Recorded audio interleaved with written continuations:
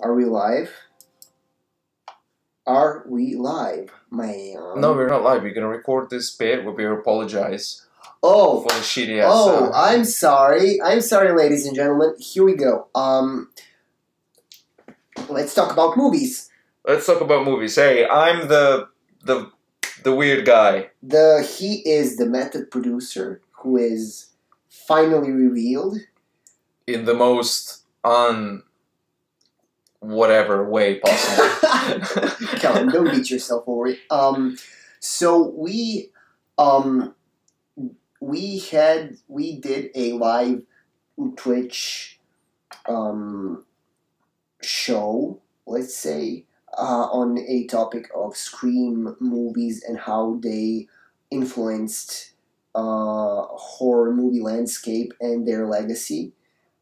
We had some really glaring and big technical issues. So basically, what he's trying to say is that there is no audio in the first 6 minutes. First 6 minutes we lack audio. However, thankfully, since it's the first 6 minutes, we didn't cover that much ground. We mentioned how it was written by Kevin Williamson, and then you asked me what sort of work he did, and we started going through his filmography, through Scream, I Know What You Did Last Summer, Scream 2, then went into Faculty, and that's when audio started to work. So we do apologize about the whole intro thing, but we just wanted to stitch it up. Yeah. And hopefully some of my lame jokes have made it into the audio part. Both. Ours both. Yes. So let's just jump directly into the thing. Yeah, absolutely. And blip. We blip. And we blip and we QuiteScripted.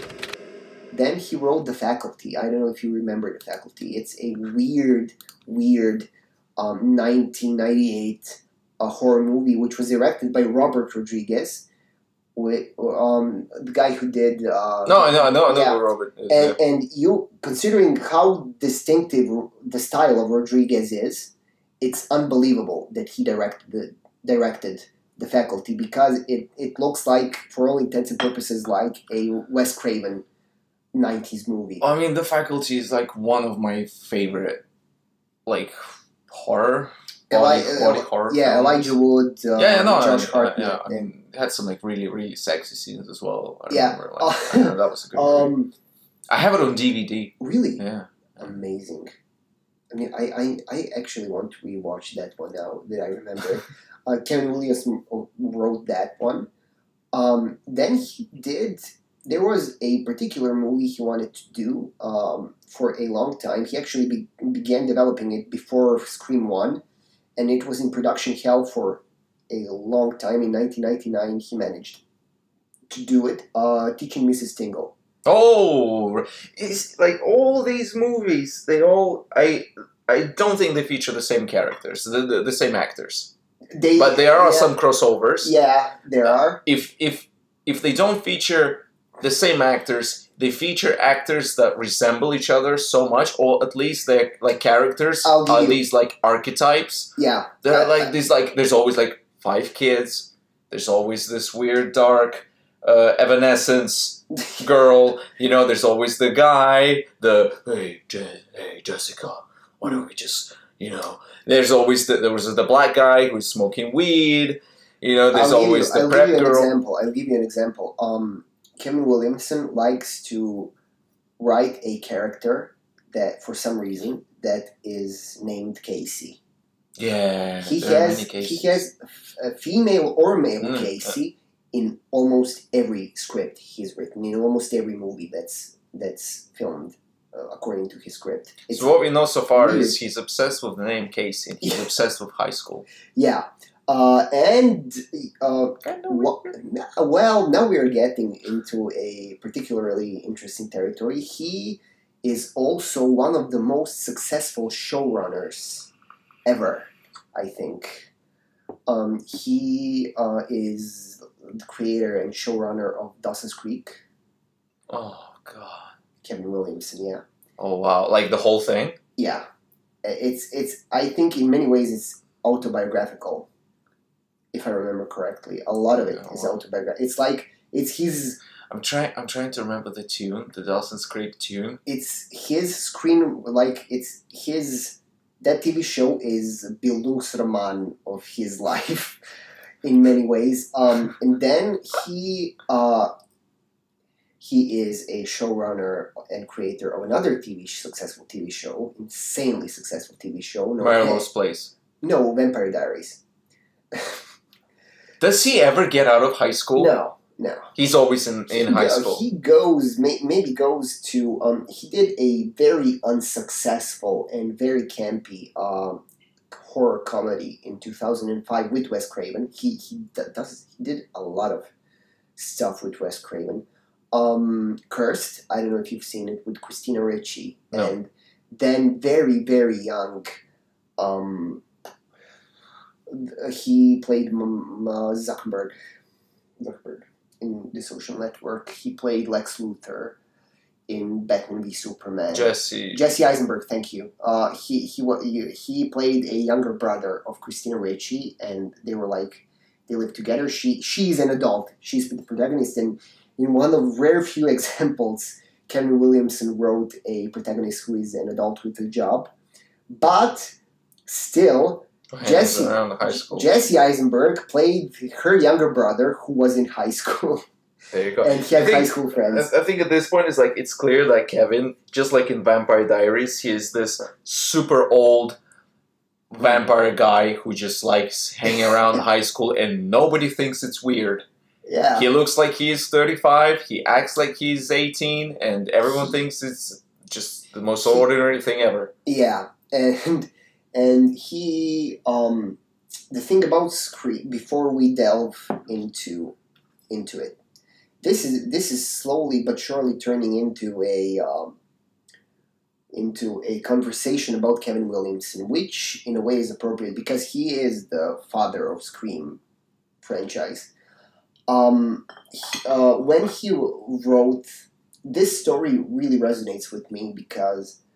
I don't know why, because it's not exactly Rex to Rich's story, but he had financial issues and he sat down and first wrote an 18-page draft of a what's funny?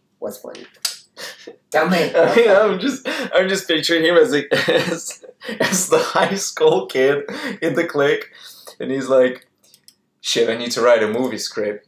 What's the cheapest thing I can do? A guy in a mask, a really shitty mask, and a knife. That's all I need." If you think about it, Scream, it had to be cheap. Scream movie, yeah, it was really not cheap. No, yeah, that was a solid production. I mean it had Courtney Cox, who that was 96. That was third season of Friends. Yeah, but I mean, like, let's say. See, you tell me, when you analyze the movie budget, do you really have to count in the actors? Because I'd say disregard the actors and see how much money is put into like the movie itself. And there's like, what is it? It's a couple of houses, it's the high school, and it's a guy in a mask. That's it. There are no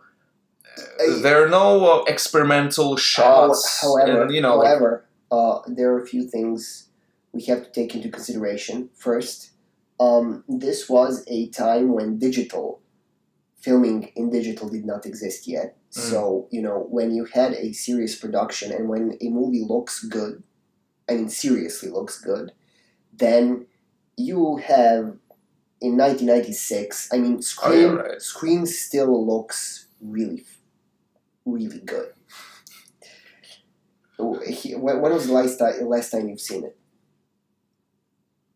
Oh, wow. Scream 1? Yeah. Like, never. Well, this is going to be a complicated conversation then.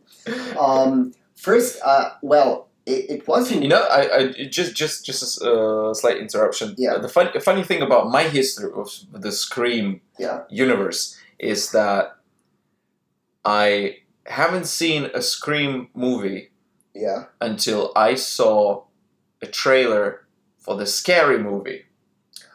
So that's the first thing that I saw, right? I saw the trailer for the Scary Movie as a kid, and I was like, wow, this is awesome. It was the whole, I think in the trailer was the whole Matrix scene. Yeah. You know, and the throwing yeah.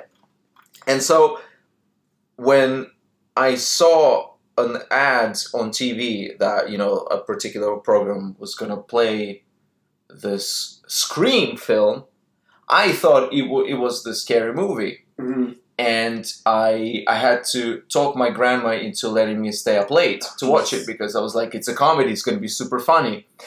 And the first death scene is happening in the Scream, and I'm laughing because I'm a kid, and I still haven't developed a sense of humor. But then it was even worse. And so I'm just kind of like, ha, ha. And I still remember to this day, like my grandma's like death stare. She's just looking at me. It's like, what is wrong with this kid? And why is he like that? So yeah, that's interestingly, you gave me a good segue. Interestingly enough, the original draft of Scream, Kevin Williamson named it Scary Movie. Oh wow. So, and the idea behind it was he was writing Teaching Mrs. Tingle. Okay. And he realized that after he was inspired by something, I cannot remember what it was exactly. He was reading about a particularly gruesome string of murders on a college campus. Okay. And he went into his bedroom and realized his window is wide open. And like he forgot to close it, but you know that triggered an idea, and then the movie came out.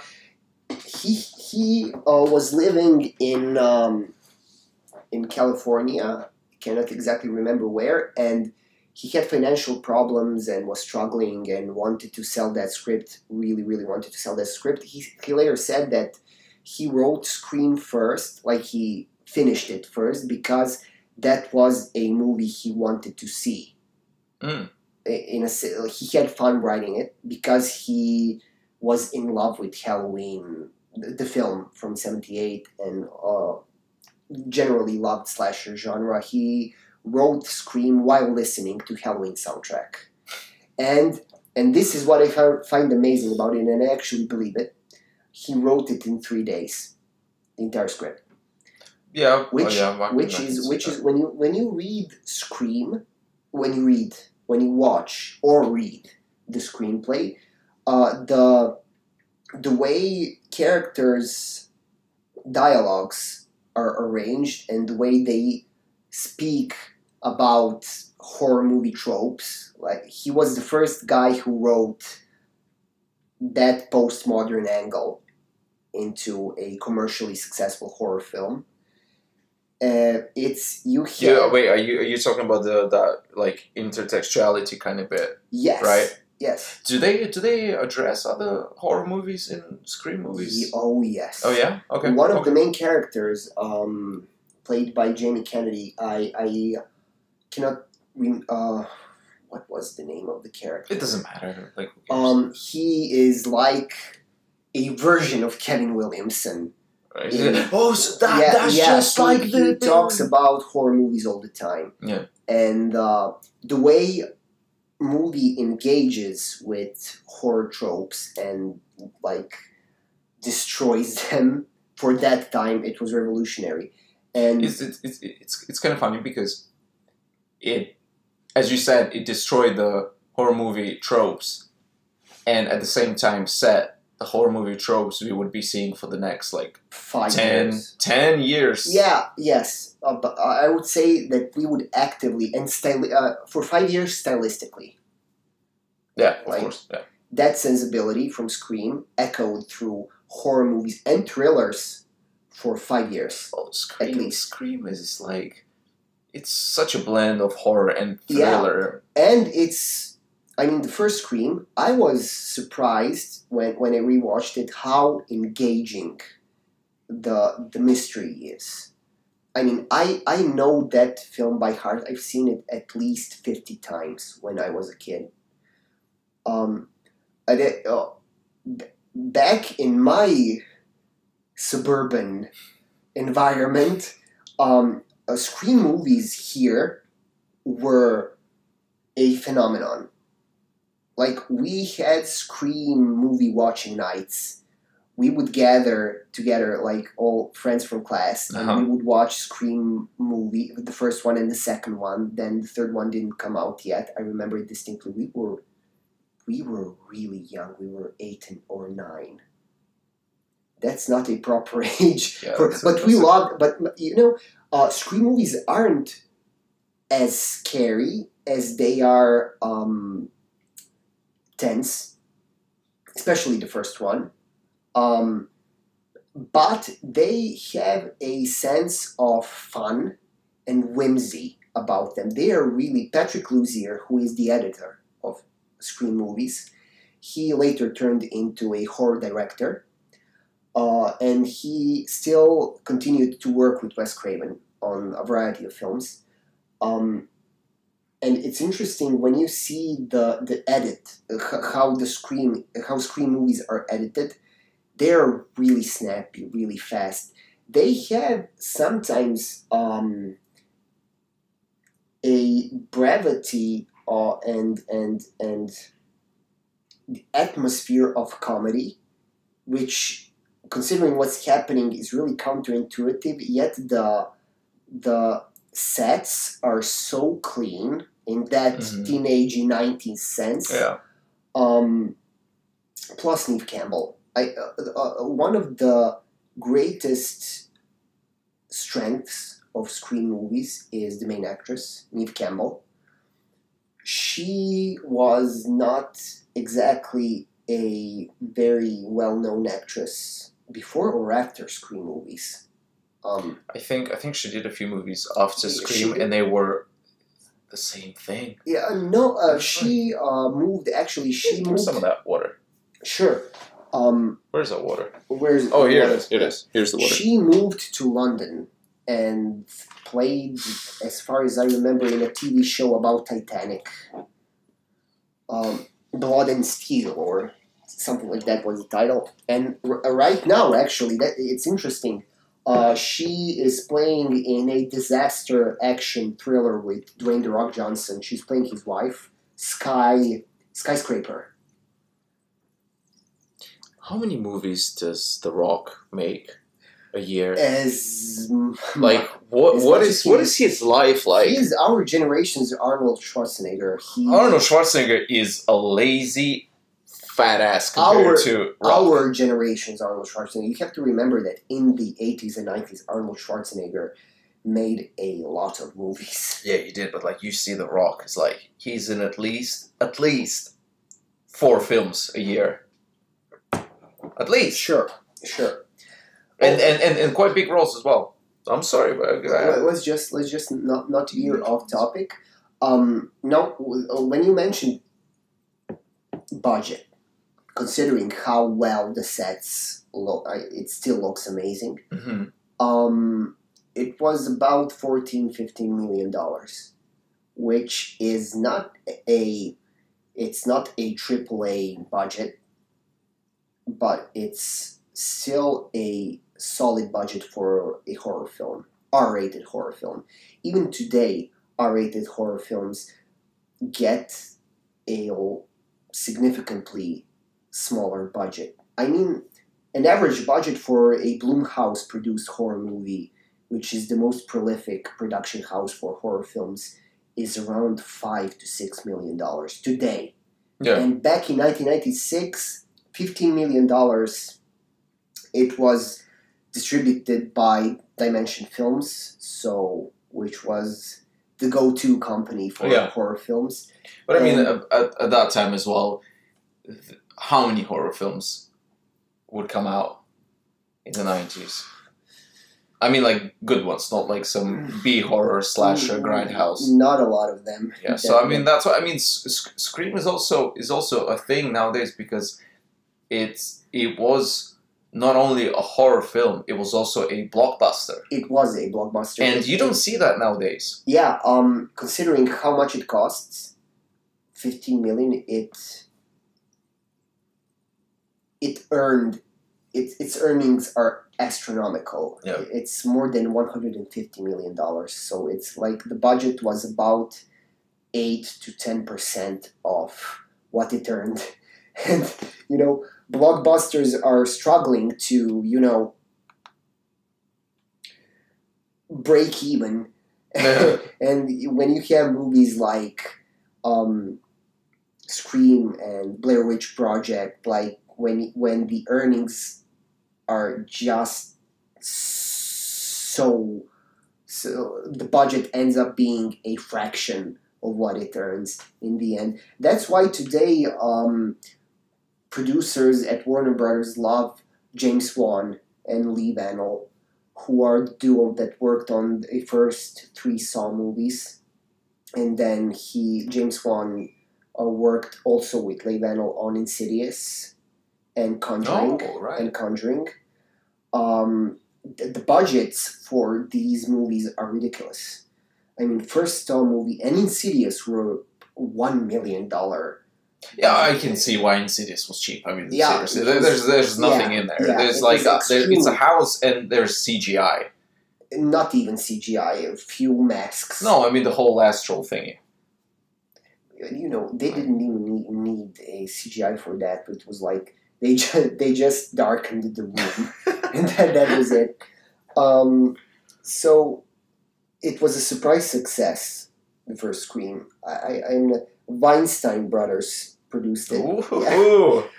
Don't mention that name. So the second one was An Easy Sell. It was so let's make a sequel and let's address the fact that it's a sequel within a movie. Let's talk about sequels in a sequel.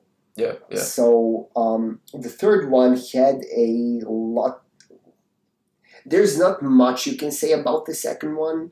You know, it was a successful sequel, and it was at that time a rare good sequel. But still, you know, first one was jumping off point. Second one didn't really build on the success of the first one. Plus, it had. I think it was like let's do this again. Yeah. Plus, the problem was that a killer. Again, there are 2 killers. One killer made sense. Wait a second. Was it the second or the third where there's it's his mom and it's him? Yeah, we'll. Wait, was it the second or the third? That was the third one. Let's put a pin in that. Moms. When you mention moms and motivation in Scream universe, there's a lot of things that come into play because you have killers, you have victims, and you have moms. Motherhood and the curse of motherhood is a big topic in Scream movies. Everything that happens in Scream movies is due to the sins of Sydney's mother. And then in the second one, spoiler alert, one of the killers is a mother of one of the killers from the first one. Okay. So she, as a killer, she made sense in a way. Motivation, as far as motivation is concerned, the second killer, who was one of the college guys, played by Timothy Olyphant of all people, he didn't make that much sense mostly because he wasn't all that much in the movie. It was a long movie. It was a 2-hour movie, and he appeared in 4 scenes. How long was Scream 1? About 1 hour and 40 minutes. So when the time came to make a third one, of course, Kevin Williamson was writing the script. He planned it. They were preparing for it, and something happened along the way. screenwriting job changed hands. Aaron Kruger, I think I'm pronouncing his name right, Aaron Kruger, who later penned Transformers movies. So that's a good trajectory. He took over the writing duties from Kevin Williamson, and Aaron was very inexperienced at the time. So why this came to be, I cannot remember, but we ended up with a very different script. I like how, as the stream progresses, you're moving more and more to the side. When you're practically invisible at this point. You're like, so I'm the third Scream movie. Yeah. So the problem with the third one was that it was most overtly a comedy. And Or did it have like really any active like gags? yeah. Yeah. Oh, it did, and it was weird. I love Scream 3. I can't remember Scream 3. It's happening in Hollywood. So in the universe of Scream, they are making stab films, which are right. Yeah. films. Wait, it starts in the movie theater showing a projection. No, that's the second one. They're all the same. Yeah. So in third Scream, they're making Stab 3, and somebody is in Hollywood. Somebody is killing actors. According to the order they die in the screenplay. Okay. And there is a lot of tension because there are 3 versions of the end of the screenplay of Stab 3. So they don't know who might be the killer. Oh, cool. See, I don't remember that part at all.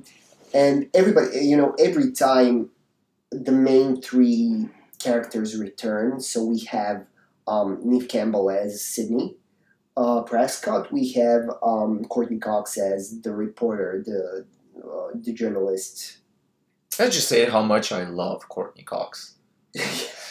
She's a psychopath, but yeah, she is. I mean, for me, this is the role of her life. Yeah. And because just like a neurotic psychopath. Yeah. I'll do anything for a story. Yeah, and her name, Jesus, in Scream movies, Gale Weathers. Gale it's like Weathers. A porn star. Kevin Williamson, what are you doing, man? And of course, her real life husband, David Arquette, who plays Dewey, the cop. Oh, okay. AKA. Oh, you're mixing it up with scary movies. Oh yeah, you see, that's the thing you can't really escape. And I think whenever you talk about Scream, you have to just kind of talk about. That's because they all just fell into that zeitgeist. You know? Yes. They all became a whole, and that is a problem. And it's funny. It's funny that as much as Scream kind of reinvented the horror movie genre, so did the scary movies put this stamp. Yeah, and it was strange because Scream was a joke, straight-faced joke, and Scary Movie was it's not a straight face. So Scream is a satire, Scary Movie is a parody. Yeah. Both are in on the joke. Yeah, absolutely. So sometimes people really have a problem to separate them, because they are both essentially like poking at the same thing, but this one's doing it seriously and this one's doing it outrageously. It's almost like Charlie Chaplin doing the whole Hitler thing. Yeah, but I don't know if that made sense, but it's the first thing that comes to mind. It's like, see, this is what you've come to know, and this is my twist on it, and it's really funny. I get what you're talking about, because it all started, parodies, that sort of movie parodying, started with Airplane. Have you seen Airplane? No. 1970-something. It was a response to plethora of disaster movies. Okay. And it was the first parody that was so filled with gags that broke the fourth wall, and it was the first that kind of a movie that uses what's popular at the moment, what's overly popular, and just turning it on its head and making a goofball fun of it. And then that particular subgenre of comedy developed through through movies with Leslie Nielsen when he plays a detective. Gun. Yeah, Naked Gun. Naked Gun. Naked Gun. So which those movies are so good. Yeah, that's the same brand of comedy. Yeah, absolutely. So they were developed by this guy. I forget his name. Dave. Is it David Zucker? I really need to check his name. Like, go ahead. It's funny while you check it. I think it's also the Naked Gun and Scary Movie have set up the whole white poster, red text. Hey, it's gonna be a comedy thing, didn't they? Because I think Naked Gun had those kind of posters, and I think Scary Movie. I actually said it right. David Zucker. There you go. And Jim Abrahams. So he knows his stuff. So usually, most of the time. So I think David Zucker also worked on Naked Gun movies, and he actually worked on one of the Scary Movies. He worked on Scary Movie 3. That was the best one. Yeah, with Charlie Sheen and that poked fun at signs. That was like, yeah, so good. So I have a dream. What's your dream? To have a dream. Oh God! And now I want to rewatch Scary Movies. I would totally watch Scary Movies. There are two more. Scary Movie 4 and Scary Movie 5. Scary Movie 4 is Saw. Yeah. Scary Movie 5 is Paranormal Activity. No, it's the one with War of the Worlds with Tom Cruise. The War of. That's also 4. That's also 4. Is it? Yeah. There's one with The Village. That's also 4. Damn it! They're really poking fun at Shyamalan, the third one and the fourth one, which is weird. Because those movies were so pretentious. Yeah. So pretentious. It was like whoa. Let's just not delve into Shyamalan territory. That's a toxic territory, and it's really dangerous too. See, I don't mind him, but I think that every movie, and I cannot name all of these movies. I cannot name. God bless you. I cannot name even like. I think besides those two, I probably can't name another movie. But like, from what I've seen, it's just so bland and so empty. It's just like kind of. For some reason, I love The Village. I love The Village. The Village. The first half an hour, maybe 45 minutes. Just the Village works as the setup, as the atmosphere. But then, like, when everything just starts kind of unraveling, it's like, it's fair. It's fair criticism. Sometimes it's just alchemy, how something works for you and doesn't work for someone else. So, several things about Scream 3. The last time, now that I watched the quadrilogy again, out of all the movies, I enjoyed Scream 3 the most, even though it's the worst one, objectively. I enjoyed it the most because it has that leathery 90s Hollywood quality. Yeah. And when you're looking at fashion and the way, the haircuts, the clothes, the houses, it was filmed in 1999, so that was the peak, the end of the 20th century. Everyone's listening to Weezer.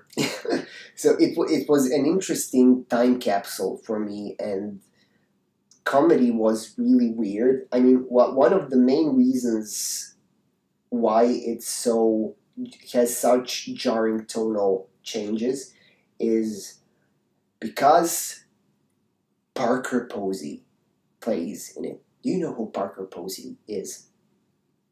you have to, one of the most important things you are about to do in your life is to learn who Parker Posey is. She is one of when Parker Posey acts in a movie, number one, I have to watch that movie. Number two, everything is forgiven. She is this, it's inexplicable. She is a funniest creature alive. Like, she's not doing anything. You're just looking at her. And to me, she's absolutely fun. Just whenever she's in a movie, there is a aura of complete hysteria about the scene and the atmosphere that surrounds her. And fair enough, she plays an actor. I have no idea who she is. She looks a bit like Avril Lavigne. Sure, okay, yeah. One of the it's really hard to explain, but I have a soft spot for her. Wait a minute. Wait a second. She played Superman Returns. She played a secretary. Who cares about that? Wait a minute. She was in Blade Trinity.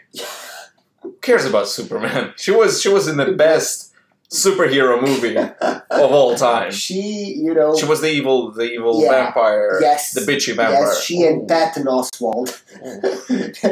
Boy. That movie is also weird. That's a weird movie. Blade Trinity? Yeah.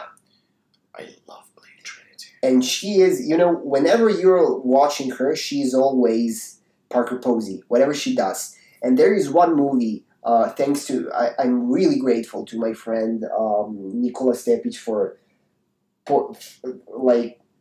directing me to this movie. It's called House of Yes. And she plays the main character, the protagonist in the movie. It's a pitch black comedy and a chamber piece in many ways. It's about a rich family and decadence and sexual deviance, and it's very playful. It has an atmosphere of a play. Like, you watch, one of those movies, you're watching it and you have a feeling you're actually watching a play, which is just filmed. Yeah. This is that kind of a movie, and actually it was a play. And her role in that movie is as if it was tailor-made for her. And she manages to be extremely vulnerable and menacing and a goofball and psychotic at the same time, and she's absolutely fantastic. If you haven't seen The House of Yes, I really recommend. It's 1 hour and 20 minutes or something like that. It's a short movie. That's doable. Yeah, and it's a really good movie. So, 3 was a somewhat lukewarm way to cap off the Scream trilogy. The killer turned out to be Sydney's half-brother, whom she did not know it turned into a soap opera, basically. So it was mommy issues, like they share a mother. Yeah. It turns out that her mother loved Cindy more. It turns out she was in Hollywood when she was a young woman, and a lot of bad stuff happened to her, as it does to innocent young girls, and that's, blah, blah, blah, blah. Yada, yada, yada. Yada, yada, yada. It ended, it pretty much closed off all the storylines, and then we had 10 years. I just love her. What? You keep leaning onto the side. 10 years, and in those 10 years, everything happened when it comes to horror. Everything happened. We had, emergence and proliferation of of torture porn that began with Saw. Oh, we had a comment. Oh, we did. Oh yeah, and we completely missed it. Sorry. It was by Edgar Van Eisten, and it said, "Ow, no, not comedy." Fair enough. I don't know what the comment was supposed to. Is it because of the curtains? Like he expected a stand-up routine or something. I don't know, maybe, who knows? I mean, fair enough. Hey, no, I mean, it could as well be about the Scream or something. Oh, yeah. In those 10 years, man, we had Saw,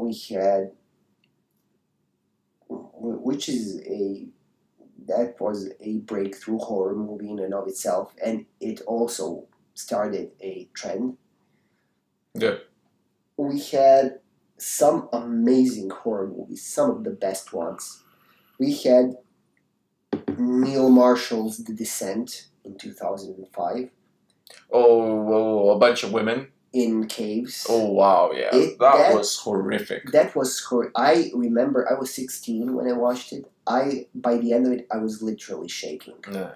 That's such. I mean, and that's one of the most, still to this day, one of the most perfect horror movies I've ever seen. Mm-hmm. Because it has everything. I mean, of course it's violent, it's scary, it's visceral, but it's also so haunting. The story, I mean, the way it treats the tragedy of the protagonist, played by Shauna McDonald, and all the implied tension in her friendships with other women. Yep. And everything. Like, it's one of those movies that just, as every real horror movie should, the shadow of it lingers long after you've seen it. That movie, what I really like about it is that it does many things that other movies do that I really hate. For example, the backstory. Yeah. For example, including a not quite necessary horror element, sci-fi, not sci-fi. What would you call it? Supernatural element into it. It had those weird things that it did, but it worked so well that seeing the same elements, like inserting this kind of weird backstory into, hey, she's lost a kid, whoa, it doesn't seem to work as well as it works in the Descent. It just seems so nicely paced. It seems like the story is so nicely interwoven. Once you've kind of grown accustomed to the horror of being underground and being in those caves and this claustrophobic feeling, they add another element to it. Like, here we go, the same shit, but the thing about the Descent, I mean, I've seen it so many times and I've studied it very carefully because I was astonished. I was always astonished at how it worked like a clockwork. You don't see any hint of. I mean, it's a movie that lasts for about an hour and 35 minutes, and it seems like super short. It's like really short. Because the main horror thing, with the crawlers, doesn't come into play until it was like last 20 minutes. Like, let's say 40. 40. Like for 50 minutes, it was just 6 of them trying to survive the caves, and it was always one next situation, and every next following situation is worse than the previous one, and the atmosphere just gets so oppressive and claustrophobic, and you can see the relationships between them getting tighter, and the history of what happened between them, especially the history between Shauna McDonald and the really, really physically capable one. What was it? by Someone cheated on someone? No. Mendoza, something. What happened between them? I have no idea. Well, it is heavily implied she slept with her husband. Yeah, okay. Yeah. So, so the biggest tension was between two of them, and at the same time, both of them are the most physically threatening out of all the women in the group. So there was always this implication of violence between them, two of them, that's about to burst out, and you had all the external elements. Oh yeah. Now, I remember now. Also, the tension between them. It's never really emphasized. It's never really made like, hey, I have a problem with you. It's very Hemingway. He could have done that. And I mean, that's what movies tend to do. At some point there's the confrontations, like, I know what you did. And there's none of that. It's just in the air. Yeah, it's very... the way he approached it was, in a way, it reminded me of Hemingway's methods, like implication. Yeah. Just letting things, like, what's unsaid is what it is. Yeah. So, which is weird because he did... That was his second movie. And The Descent was a female response to his first movie, which was Dog Soldiers, which is about a group of cocky British military guys who end up lost in the woods and in a cabin, and they're besieged by werewolves. Oh my god, I remember that and movie. That movie is effing amazing. Yeah? That's it had such a good blend of horror and comedy, which is, especially when you watch that movie and how he solved the balance between comedy and horror, and how straightforwardly horrific The Descent is, without any sense of comedy. It's a jarring it's a transition that really leaves an impression if you're a fan of his first movie. So, what's up, boy? Oh no, I'm just checking if the stream is fine. Is it? Because I hope so. I guess so.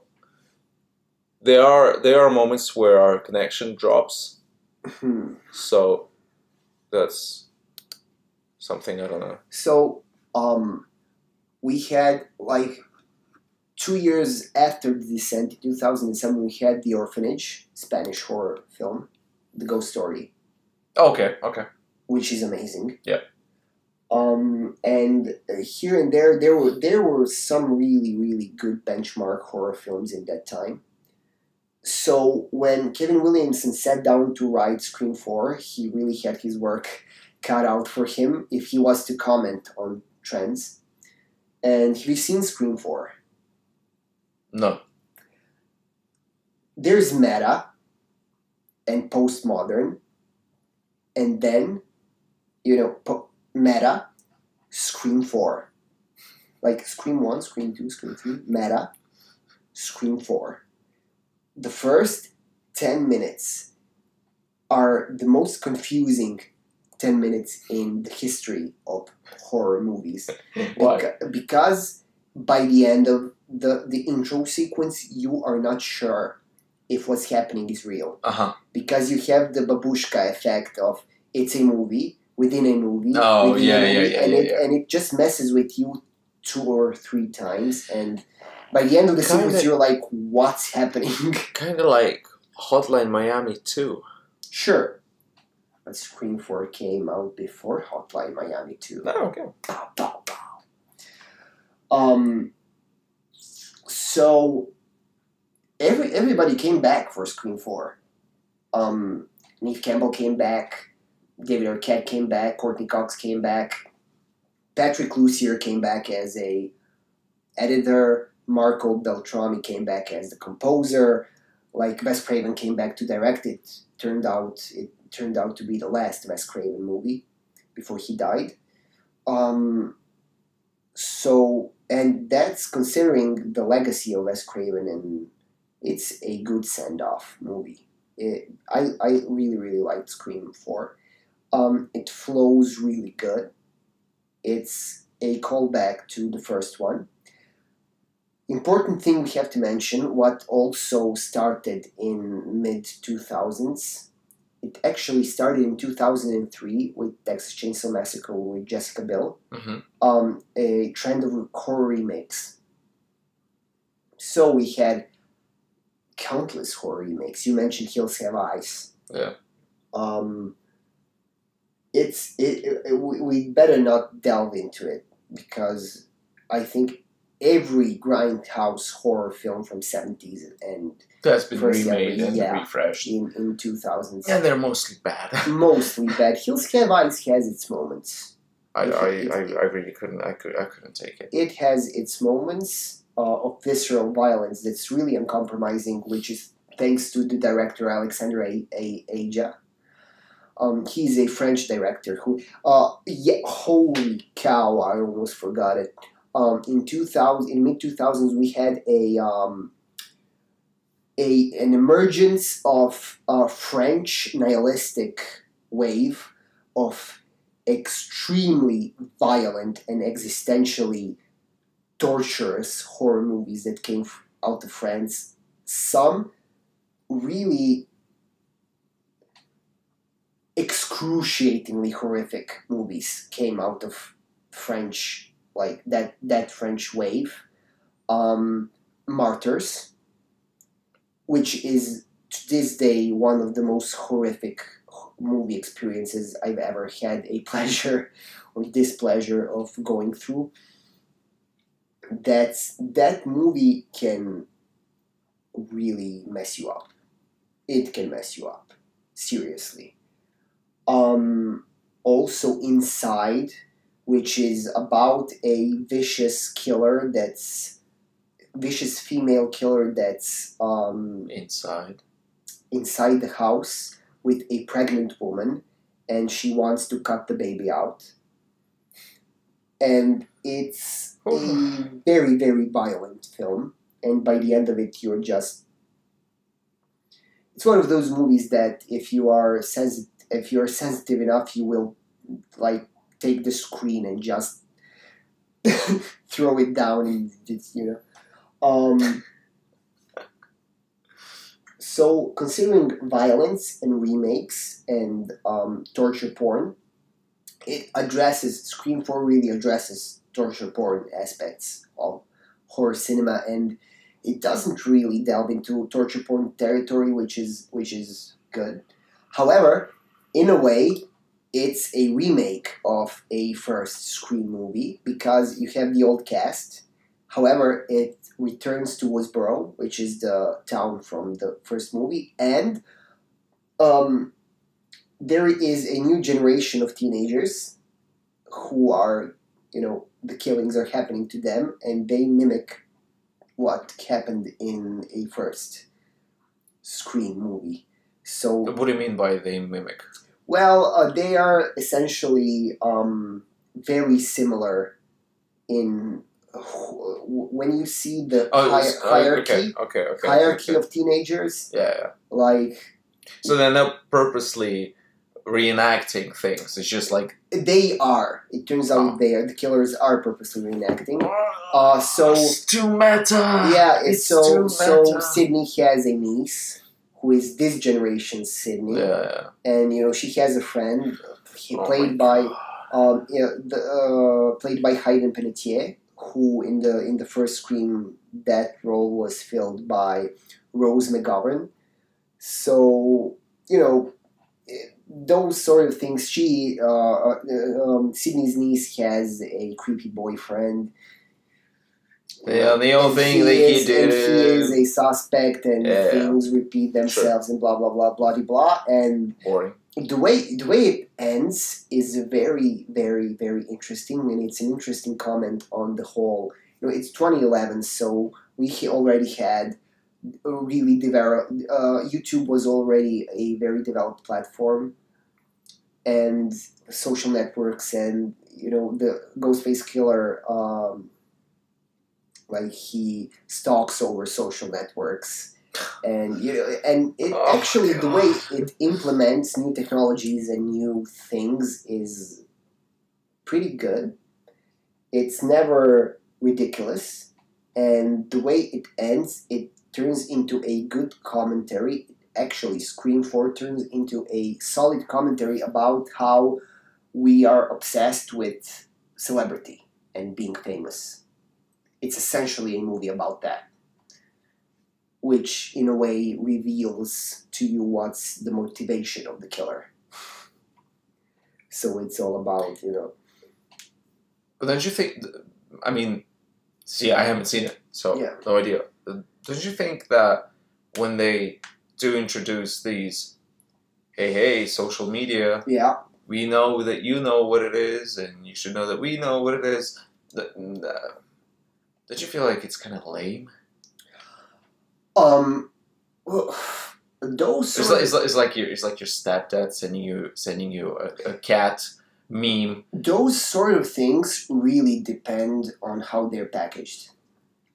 They can be awesome if they're packaged well. So those were awesome. They were fine. What was As a whole, what I really liked about Scream 4 was that it's a lot of short. It's an hour and 43 minutes, so it's as long as the first one. And the forward momentum of Scream 4 is unbelievable.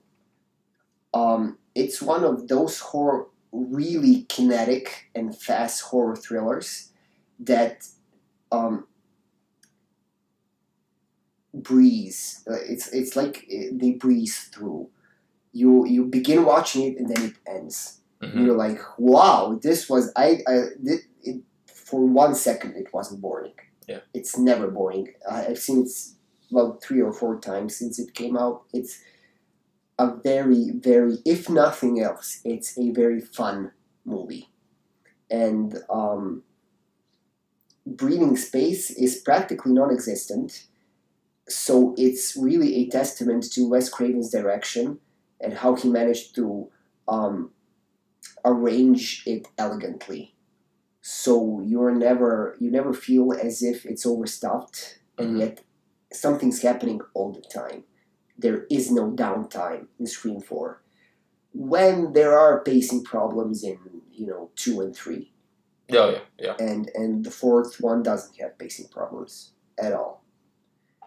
The only real noticeable difference, is photography. Because, first 3 Scream movies were made with classical, probably, 33 millimeter. Yeah.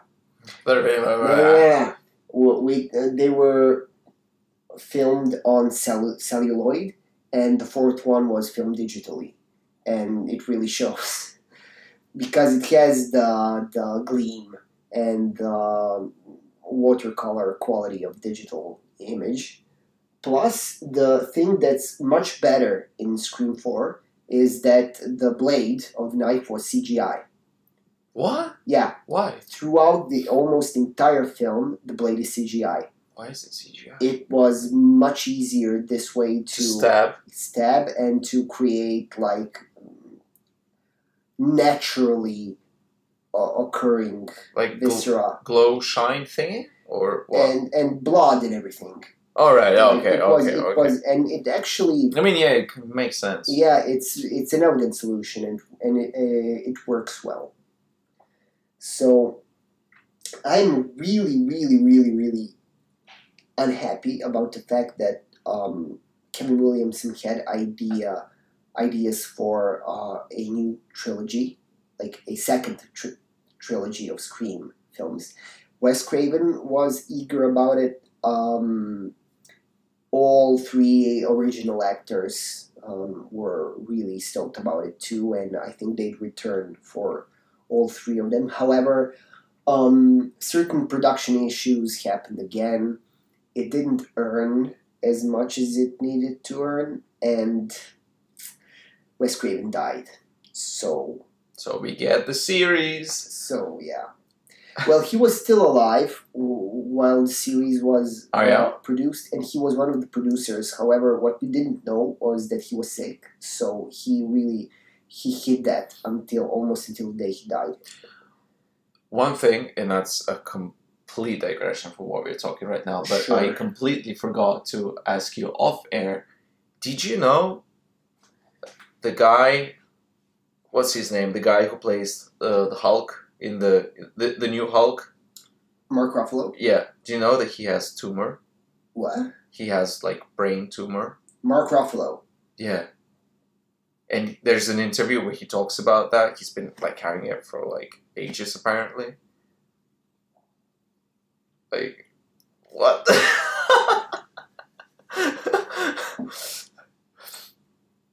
It's just like something that I overheard, and then I quickly Googled it. I'm Googling it right now. Please do, because it's just something I was like, what?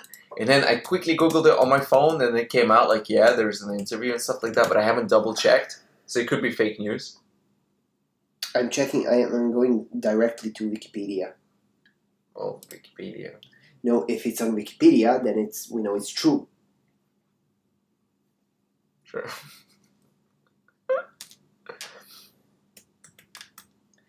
Yep. It's got a tumor.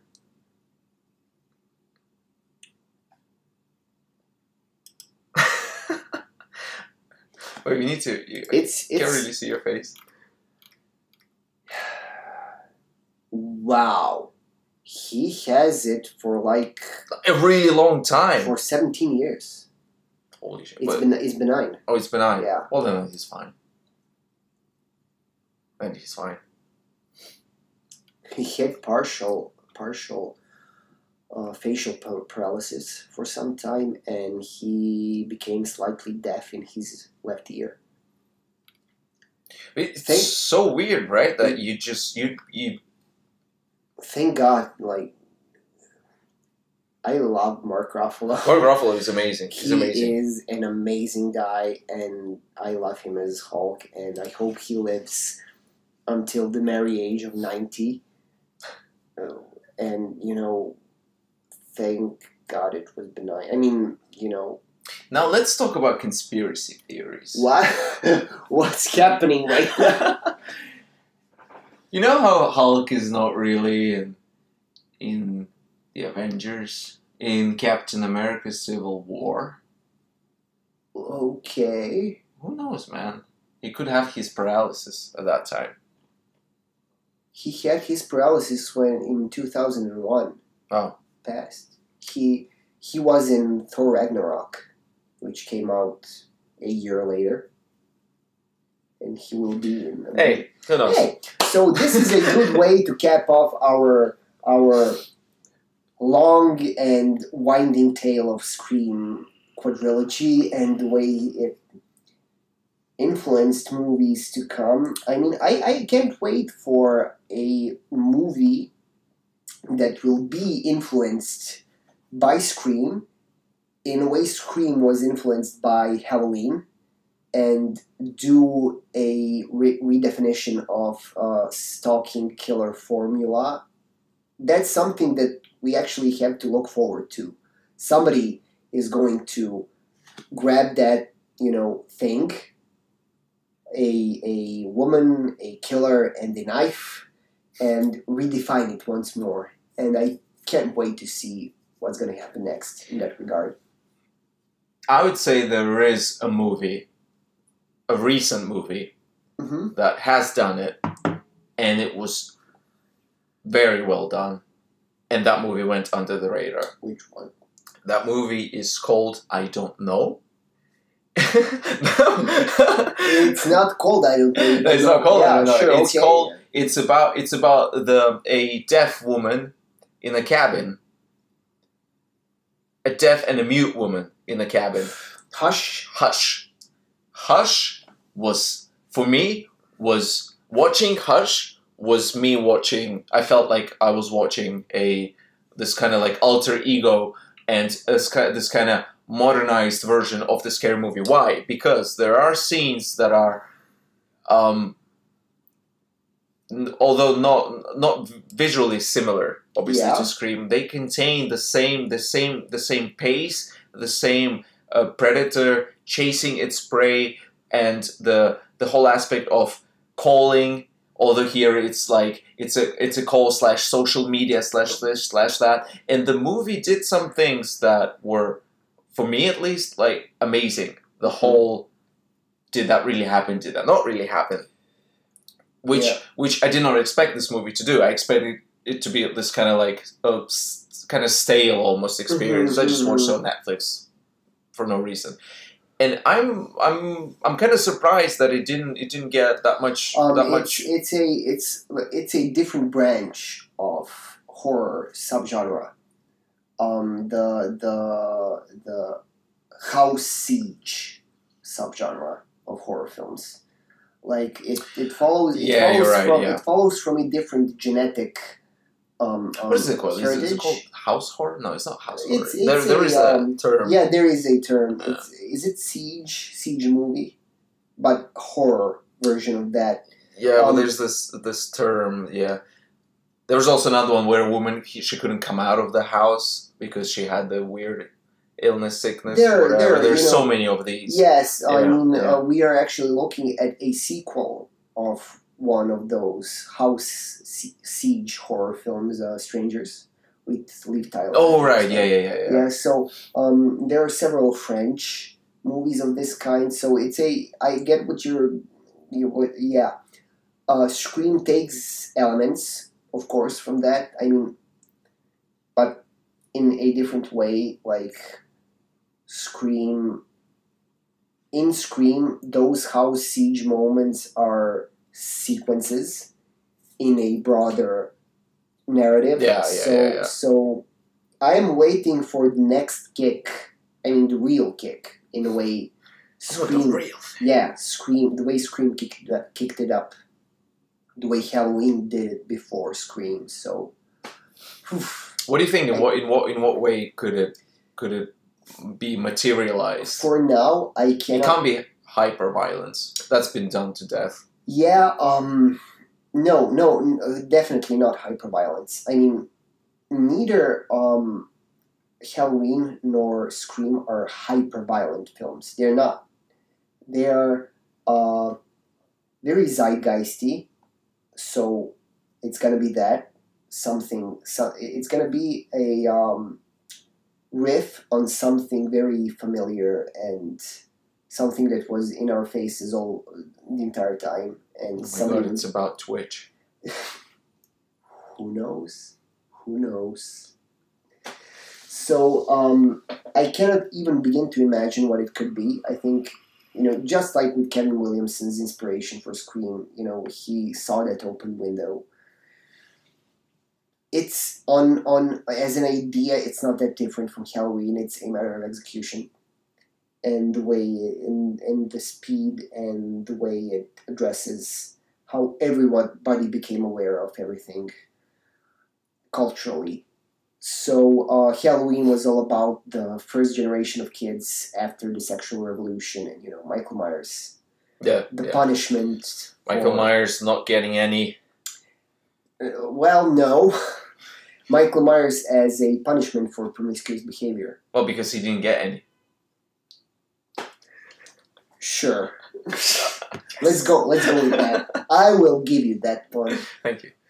So you know which movie tried to jump off that thing and evolve it? It Follows. Whoa. Yeah, It Follows is Halloween, basically. Just. Oh, I can see that. Yeah. I thought you were going to mention that it kind of tried to do something with Scream. It's It's a updated version of sexual punishment. Oh yeah, definitely. In the way, and you can see while you're watching It Follows, you can see how somebody took the academic interpretation of Halloween and just updated it. Just sat down and thought, how can we make this today? I don't know if there are any reviews comparing it to Halloween. If there aren't, I think we should do one. Sure. I think we should talk about It Follows and Halloween. It was such a good movie. We are, now we are delving into a particularly interesting territory. John Carpenter, who, for all intents and purposes, turned into a Mark, the reviewer, Mark Kermode, defined it fantastically. The John Carpenter turned into a 0 year for young filmmakers. Mhm. He's like a 0 year director. Like you can feel the imprint of John Carpenter's movies on main modern horror movies, thrillers, in sci-fi movies, and it's not just a matter of retro 80s aesthetics. It's No, a no. matter of the way John Carpenter filmed, edited, and the way he treated, atmosphere. His atmosphere is Yeah.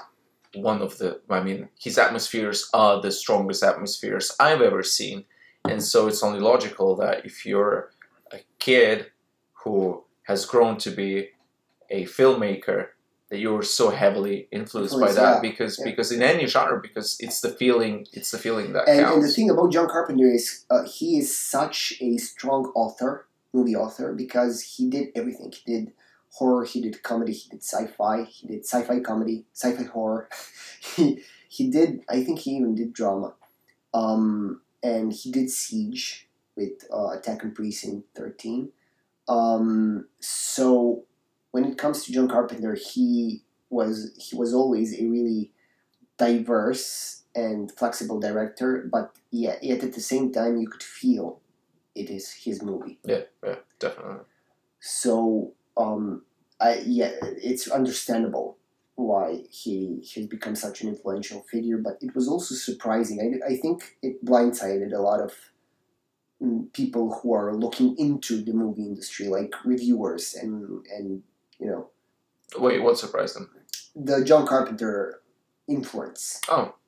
I think it wasn't that expected, and that's what makes it so interesting to study. So we can definitely talk about that, Yeah. at a certain time. So I lost my voice. I think that's a good indication we should wrap this up. Oh, yeah. Who knows? I mean, how long is this going? Well, we've been doing this for an hour and 17 minutes. That's surprisingly short. I feel like we've been talking for like 2 hours at least. I actually feel like we were talking for 15 minutes. Seriously? Yeah. Because you've been doing all the talking. Probably. I mean, you're falling asleep. Probably. So, an hour and 20 minutes. Do you think anybody's gonna watch this on YouTube? On YouTube? Yeah. No, I don't think so. I don't think so. But it's interesting. It's an interesting experiment for me as the producer, as the method producer. Yeah. I wanted. The reason why I'm here, the reason why I'm in front of this thing, and the reason why we were first streaming it on Twitch with the goal to put it up on YouTube later on, either as the whole thing or maybe cut it up in a few spots, is because I know what happens off air, and I know what happens when we don't film these things, and I know what doesn't make the cut. And more often than not, those are really good. They're really good conversations, the really good ideas where he mostly does the talking, always does the talking. I ask the stupid questions because I am someone that is amused by the industry, not nearly as knowledgeable in it, but very curious. And this is this kind of format that I wanted to do, just to try to bring out more of these ideas, bring out these casual, podcasty conversations which have a topic, but often I like this derail into fun little. I mean, so I get when we talk like this, I get reminded why I enjoy doing this in the first place. Why we are doing this in the first place. Like, after this conversation, I feel like a load has been taken off my shoulders. It's talking about movies. It's heaven for me. So, even if nobody watches this, it has this will sound ridiculous, but it has such a therapeutic effect for me. Oh yeah, It's I can unbelievable. I am doing the. If we get fans, that's amazing. But I am doing this for all the selfish reasons. I simply love talking about movies. Yeah. Shall we wrap this up? Yeah. Mon frère. Absolutely, absolutely. Let's wrap it up. Let's wrap it up. It's getting late. Wait a second. Yep. Wait a second.